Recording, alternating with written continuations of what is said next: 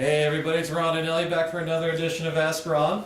First up this week, we're going to do some questions that were on your lesson video last week, or on your terms lesson video, the first one. So the first question says, so in essence, are you saying to always do a sandwich lease option when doing a lease option?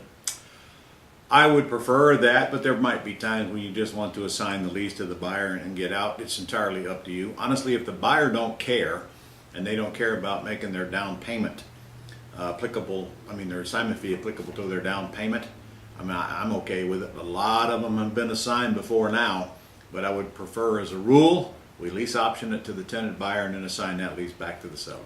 Okay, another question on your lesson video says, one of the reasons to stay in the deal is because I will benefit from the increase in value of home if the buyer should leave one day and the debt pay down of loan in the future. True. Weren't those the reasons to give to the new buyer with an over-leveraged house? Well, that's only if it's an over-leveraged house. And yes, that does go to the buyer, but that still doesn't mean you can't stay in. You're assuming that the buyer is going to buy. If the buyer doesn't buy, you get all that. If the buyer does buy, then you don't get all of that. But the odds are with you that the buyer is not going to buy. Sometimes you might want to stay in just because, well, A, the seller wants you to stay in, and that's good enough reason for me. What's the big deal collecting a rent payment and making a rent payment? But don't forget, when that buyer moves out, you get to do it again and collect that big old fee all over again, and that can be a lot of money on houses 250 and up. I mean, a lot of money, more than some people make in a year, in fact, on some of your lower end executive homes. Okay, we got one more, and this one's from Sharon Chappelle in Minnesota. Hey, Sharon. She's asking about the video. When I sign the tenant buyer's deal back to my seller and release the seller from the original deal that included me getting the first month's rent, wouldn't that cancel the agreement for me to get the first month's rent, and how would I fix that? Well, Sharon, you've already closed with your buyer and collected the rent and the deposit from your buyer before you even get around to assigning it back to the seller. So you just tell the seller your rent starts the first of the following month.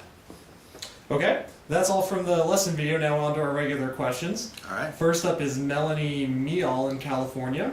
She says, my question concerns the option consideration fee that I would collect from the tenant buyer on lease purchases. My mortgage banker indicates that the monies must appear on the HUD as being paid to the seller in order to qualify as a down payment on the property. Does that sound right to you? Well, they will appear on the HUD as being paid to the seller. You're just going to have to furnish the lender with the assignment back to the seller and explain to them what happened, and probably get the seller to acknowledge that. Whatever the lender asks at that time, you must show proof that you received that money. So make sure when you deposit it separately, and don't call it anything except an earnest money or an option deposit on the property.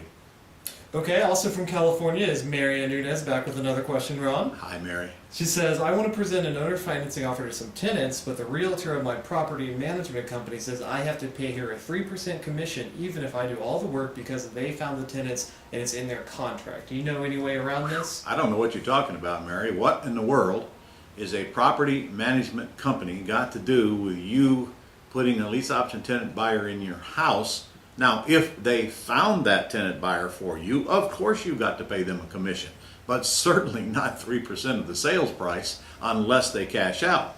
So when realtors rent properties, they usually don't wait for a cash out to get paid. You work out a fee with them ahead of time, but no way your realtor's getting 3% until you cash out, because you don't have the cash to pay the realtor the 3%.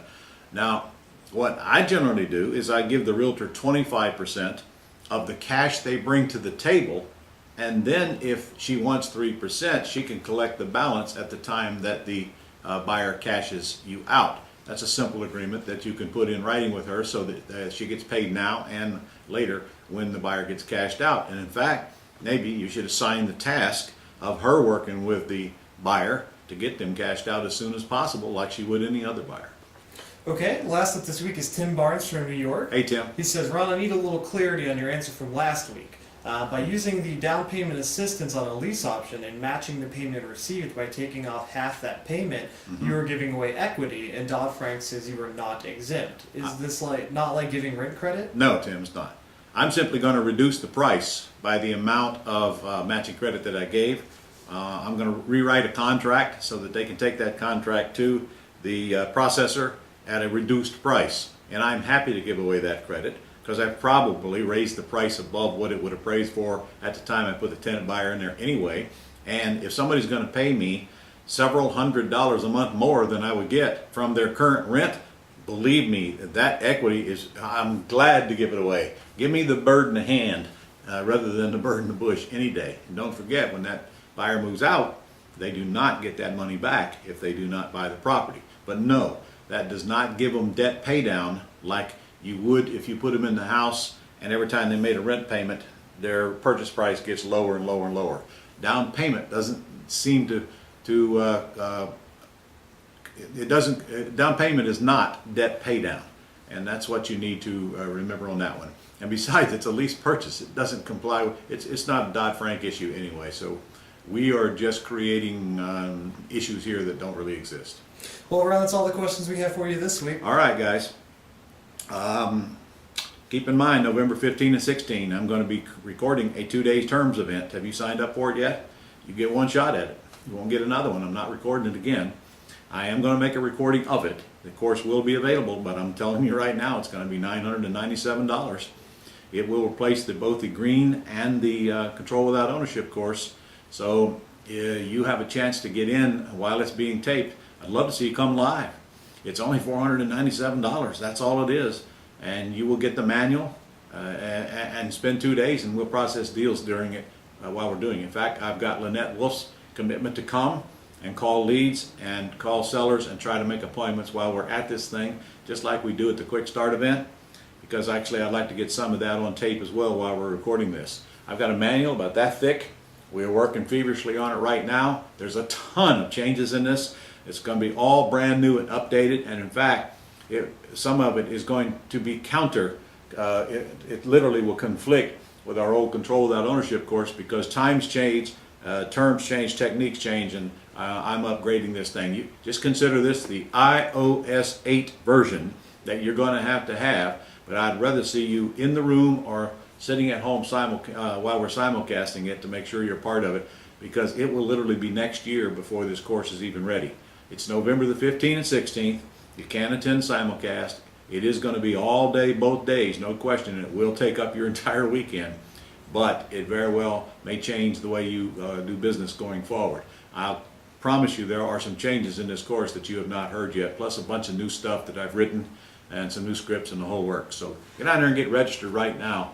We're only going to take 50 people in the room, and if you're going to be registering simulcast, let's get in there right now before you forget it. So do it now, and I'll see you next week.